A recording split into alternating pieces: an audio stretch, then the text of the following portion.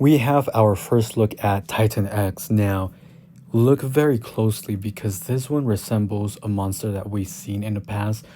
We're talking about the Kraken, but not just any Kraken, one from Clash of Titans, I believe.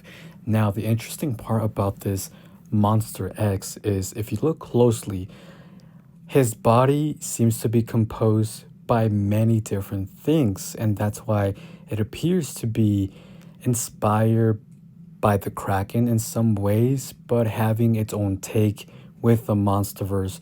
If you look at the head sculpture, just the overall top portion, it seems to have like some dorsal plates, maybe some spikes, and two horns in between his nose section, and something that appears to be translucent around his neck area, a big jaw. Now, the jaw to me and the overall head structure appears to be more aquatic, more to a shark.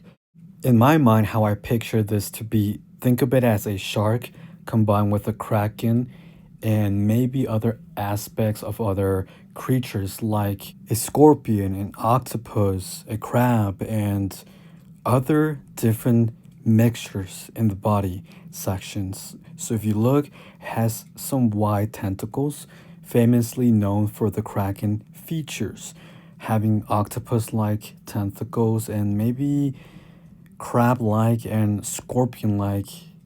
If you look at the front, I want to say those could be the pincers or the way he's going to walk. And I say this might be inspired by the version of Clash of Titans, the Kraken, because that version has more scorpion like octopus features, the way it walks.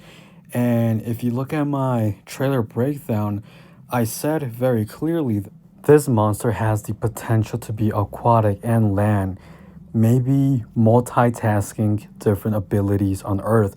Remember, this is not a monster that originated on Earth. This could be from a different dimension. It seems to be that way. It seems to be almost like King Ghidorah coming out of a different world within this same universe. And when you look at its size, it does seem to be on the bigger scale.